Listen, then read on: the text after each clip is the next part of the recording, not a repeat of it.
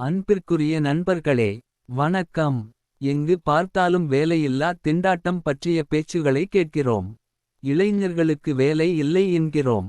பட்டதாரிகள் வேலை தேடி அலைகிறார்கள் என்கிறோம். வேலைவாய்ப்புகளை உருவாக்க வேண்டும் என்கிறோம். ஆனால் ஒரு கேள்வியை நாம் நம்மிடமே கேட்டுப் பார்த்திருக்கிறோமா? வேலையில்லா திண்டாட்டம் ஏன் உருவாகிறது? அதன் அடிப்படை காரணங்கள் என்ன? அதை எவ்வாறு குறைக்கலாம்? அல்லது பெருமளவு போக்குவதற்கான புதிய வழிகள் என்ன? என்று ஆழமாகச் சிந்தித்திருக்கிறோமா? வேலையில்லா திண்டாட்டம் என்பது வெறும் வேலைவாய்ப்பு பிரச்சினை மட்டுமல்ல. அது பொருளாதாரம், கல்வி, சமூக நலம், தொழில்முனைவு, முதியோர் பாதுகாப்பு மற்றும் அரசின் வளர்ச்சிக் கொள்கைகள் ஆகிய அனைத்துடனும் தொடர்புடைய ஒரு தேசிய பிரச்சினையாகும். எனவே அதற்கான தீர்வும் ஒரு தனித்திட்டமாக இருக்க முடியாது. அது ஒரு முழுமையான பொருளாதார பார்வையாக இருக்க வேண்டும். அந்த கேள்விகளுக்கான பதில்களை தேடி நான் நீண்ட நாட்களாக சிந்தித்துக் கொண்டிருந்தேன். அந்த ஆழ்ந்த சிந்தனையில் எனக்குள் தோன்றிய உள்ளொளியைத்தான் இன்று உங்களுடன் பகிர்ந்து கொள்ள விரும்புகிறேன். இது வேலையில்லா திண்டாட்டத்திற்கான இறுதியான தீர்வு என்று நான் கூறவில்லை. ஆனால் வேலையில்லா திண்டாட்டத்தை பெருமளவு குறைக்கவும், இலட்சக்கணக்கான இளைஞர்களுக்கு புதிய வாய்ப்புகளை உருவாக்கவும் உதவக்கூடிய ஒரு மாற்று பொருளாதார பார்வையாக இது அமையலாம் என்று நான் நம்புகிறேன். வேலையில்லா திண்டாட்டத்திற்கு நிரந்தர தீர்வு என்ன? யூடியூப் ஷார்ட்ஸ், பேஸ்புக் ரீல்ஸ் மூலம் எனது உரையை கேட்பவர்கள் இணைக்கப்பட்டுள்ள யூடியூப் வீடியோ முகவரியில் முழு உரையை கேளுங்கள். வணக்கம் அன்பர்களே, நான் என்றும் அன்புடன் உங்கள் அன்பன் விடியல் குகன் பேசுகிறேன். இது எனது ஆழ்ந்த சிந்தனையில் தோன்றிய உள்ளொளி. வாருங்கள் வீடியோக்கள் செல்வோம். இன்று நம் நாட்டின் மிகப்பெரிய பிரச்சினைகளில் ஒன்று வேலையில்லா திண்டாட்டம். பட்டப்படிப்பு முடித்த இளைஞர்கள் வேலை தேடி அலைகிறார்கள்.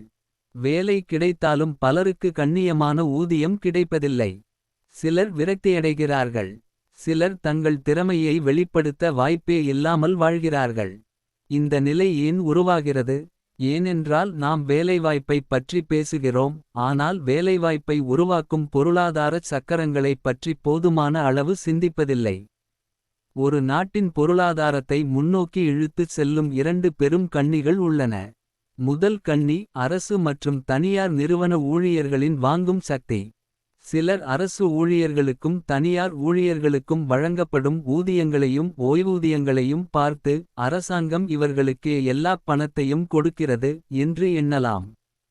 ஆனால் உண்மை அதுவல்ல. அவர்களுக்கு வழங்கப்படும் ஊதியம் என்பது வெறும் செலவு அல்ல. அது சமூகத்தின் பொருளாதார வளர்ச்சிக்கான முதலீடு.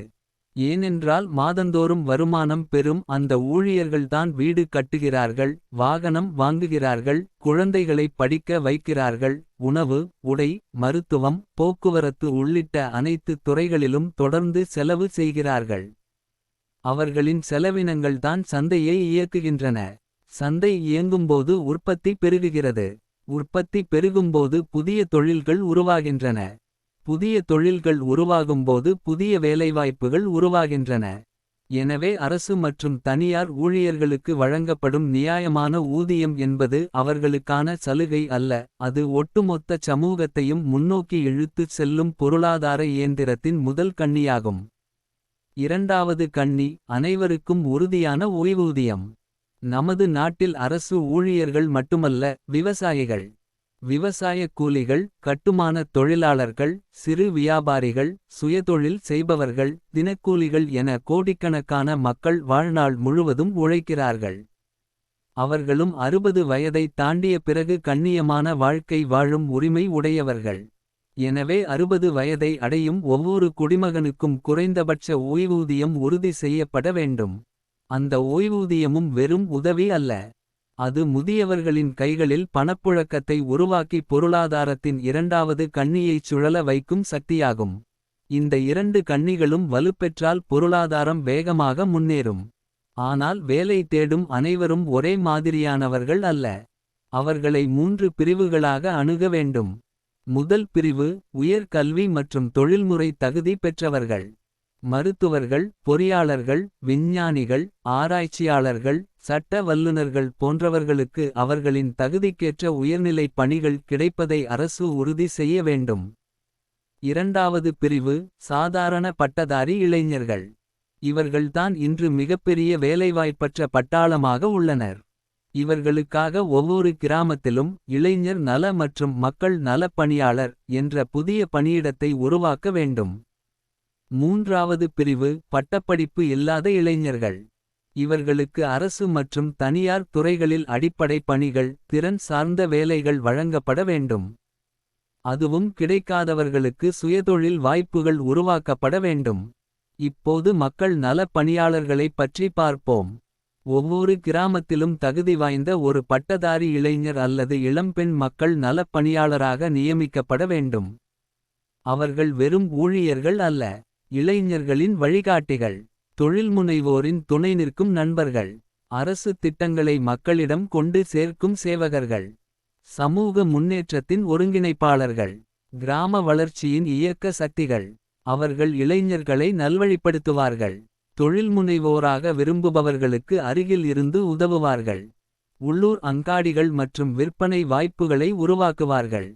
அரசின் நலத்திட்டங்களை தகுதியான மக்களிடம் கொண்டு சேர்ப்பார்கள். சுற்றுச்சூழல் மற்றும் சமூக நலப் பணிகளை ஒருங்கிணைப்பார்கள்.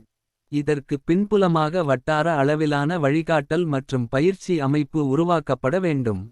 MBA, MSW போன்ற படிப்புகள் முடித்தவர்கள் இதில் பணியாற்றலாம். அவர்கள் மக்கள் நலப் பணியாளர்களுக்கு தலைமை பண்பு, சமூக ஒருங்கிணைப்பு, திட்ட மேலாண்மை போன்ற பயிற்சிகளை வழங்குவார்கள்.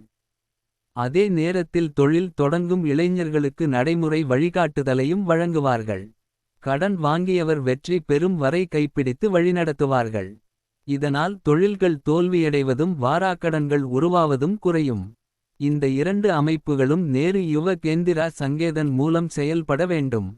மாவட்ட அளவிலான NYKS ஒருங்கிணைப்பாளர்கள் இவற்றை கண்காணித்து வழிநடத்த வேண்டும். அனைத்து பணிகளும் அரசியல் சார்பின்றி வெளிப்படையாக நடைபெற வேண்டும். அடுத்து விவசாயிகள், தொழில்முனைவோர்கள் உருவாக்கும் பொருட்களுக்கு சந்தைப்படுத்தல் மற்றும் ஏற்றுமதி மேம்பாட்டு அமைப்பு உருவாக்கப்பட வேண்டும். உற்பத்தி செய்வது மட்டும் போதாது, அதை விற்பனை செய்யவும் வேண்டும். உள்ளூர் சந்தைகள், இணையவழி விற்பனை, தேசிய மற்றும் சர்வதேச சந்தைகள் ஆகிய அனைத்தையும் உருவாக்கும் சிறப்பு அமைப்பு தேவை. இப்போது ஒரு முக்கியமான கேள்விக்கு வருவோம். ஒவ்வொரு குடும்பத்திலும் குறைந்தபட்சம் ஒருவருக்கு வேலை இருந்தால், கண்ணியமான ஊதியம் கிடைத்தால், முதியவர்களுக்கு ஓய்வூதியம் கிடைத்தால், தொழில்முனைவு வாய்ப்புகள் உருவானால், அந்த குடும்பம் தொடர்ந்து இலவசங்களை நம்பி வாழ வேண்டிய அவசியம் இருக்குமா? பெரும்பாலான சந்தர்ப்பங்களில் இருக்காது. மக்கள் இலவசங்களை விரும்புவதால் அல்ல, வாழ்வாதார பாதுகாப்பு இல்லாததால் அவற்றை நம்ப வேண்டிய நிலை ஏற்படுகிறது. எனவே நமது இலக்கு மக்களை இலவசங்களின் பயனாளிகளாக வைத்திருப்பது அல்ல, அவர்களை தன்னிறைவு பெற்றவர்களாக மாற்றுவதாக இருக்க வேண்டும். வேலைவாய்ப்பு, ஊதியம் மற்றும் ஓய்வூதியம் பரவலாக உறுதி செய்யப்பட்ட பிறகு, இலவசங்களுக்காக செலவிடப்படும் நிதியின் ஒரு பகுதியை வேலைவாய்ப்பு உருவாக்கும் திட்டங்களுக்கும், மக்கள் நலப் பணியாளர்களின் ஊதியத்திற்கும், தொழில்முனைவு மேம்பாட்டிற்கும் பயன்படுத்த முடியும். உதவிகளை வழங்கும் சமூகத்திலிருந்து வாய்ப்புகளை வழங்கும் சமூகமாக நாம் மாற வேண்டும். இறுதியாக, எனது கனவு மிகவும் எளிமையானது. ஒவ்வொரு குடும்பத்திலும் குறைந்தபட்சம் ஒருவருக்கு வேலை. ஒவ்வொரு குடும்பத்திலும் கண்ணியமான வருமானம். ஒவ்வொரு குடும்பத்திற்கும் முதுமையில் பொருளாதார பாதுகாப்பு. இந்த மூன்றும் உறுதி செய்யப்பட்டால், அது வெறும் பொருளாதார வளர்ச்சி அல்ல. அது சமூக நீதி. அது மனிதநேயம். அது உண்மையான மக்கள் வளர்ச்சி. இந்த சிந்தனையை விதையாக விதைப்போம். இன்று அது ஒரு கருத்தாக இருக்கலாம். நாளை அது ஒரு கொள்கையாக மாறலாம். ஒரு நாள் அது கோடிக்கணக்கான குடும்பங்களின் வாழ்க்கையை மாற்றியமைக்கும் புதிய விடியலாக மலரலாம். நன்றி, வணக்கம்.